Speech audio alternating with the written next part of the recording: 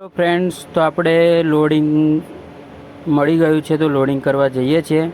GSW company છે ત્યાં આગળ. ત્યાં પહેલાં આપણે ગાડી વોશ કરાવવી પડશે. તો આપણે પહેલાં જઈશું ગાડી ધોવડાવવા. તો આવી ગયા છે, આપણે ગાડી ધોવડાવવા આવી ગયા છે. અને હવે ગાડી બહુ ગંદી અને ખરાબ થઈ ગઈ હતી, એટલે ગાડી આપણે ધોવડાવી લઈશું. તો આ એનું સર્વિસ સ્ટેશન છે ભાઈનું.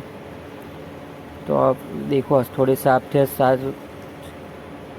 ગાડી ધોતા ધોતા સાંજ પડી ગઈ છે, બરાબર. અને હવે આપણે આવી ગયા છે કંપનીમાં. તો કંપનીમાં બધું આ યુનિફોર્મ એની કોટી બોટીને આ બધું અહીંયા લોડિંગ પોઈન્ટ છે. લોડિંગ આ રીતે GSWનું, એટલે મતલબ સ્ટીલની કંપની છે મતલબ. ને અહીંયા એનો શેડ છે, બહુ જ મોટી કંપની છે અહીંયા ઓડિશામાં. અને હવે આ જે ક્રેન આવે છે આપણા ગાડીમાં લોડ થશે, આ માલ જે છે આવે છે બધો જ. તો આપણે અહીંયા પાઇપ ભરી જવાની છે અને એંગલ છે થોડી. તો અમદાવાદ જવાનું છે, તો અહીંથી લોડ થશે માલ. જો આ તમે જો આપણી ગાડીમાં આ વસ્તુ આપણે લોડ કરશું. લોડ કરીને કમ્પ્લીટ એમ રસ્સો ત્રિપાલ મારી દઈશું, બરાબર.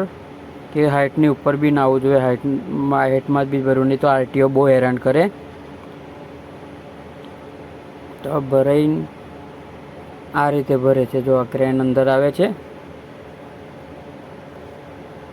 આ બધી ભરાઈ. અહીંયા ગુજરાતનો માલ વળવો બહુ અઘરો છે, એટલે મતલબ ઓડિશાથી ડાયરેક્ટ ગુજરાત, કેમ કે થોડું તકલીફ પડી જાય છે, બરાબર. તો ફાઇનલી આપણી ગાડી ભરે છે. જો હું તમને બતાવું, બરાબર. જો આટલી હાઇટ ભરાય માલમાં. અને આ કંપની છે અંદર. આ તમને ગોડાઉન બતાવું. આ બધું મતલબ અંદર બધી જ જાતની વેરાયટી.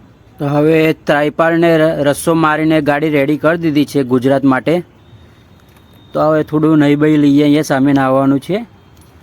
તો હવે નહીને આપણે ફ્રેશ થઈ ગયા છે. હવે નીકળીશું ધીરે રહીને. કાગળની વેટ કરીએ છીએ. કાગળ આપણે એને મળી જાય ત્યાં બાદ આપણે નીકળીને ડીઝલ હવે ભરાઈશું. તો જો હવે આપણે આવી ગયા છે ડીઝલ ભરાવા. તો અહીંયા ભાવ બી જો કેવો છે, 92 છે ને, 92.83 ભાવ છે. અહીંયા બહુ હાઈ લેવલ ભાવ હોય છે, મતલબ ગુજરાત કરતાં. તો ડીઝલ ભરાઈને નોર્મલી હવે આપણે નીકળીશું, કે 5-2 વાગ્યા છે. તો થોડું હવે 2-3 કલાક ગાડી ચલાવીશું, પછી જમવા ઊભા રહીશું કહે, બરાબર.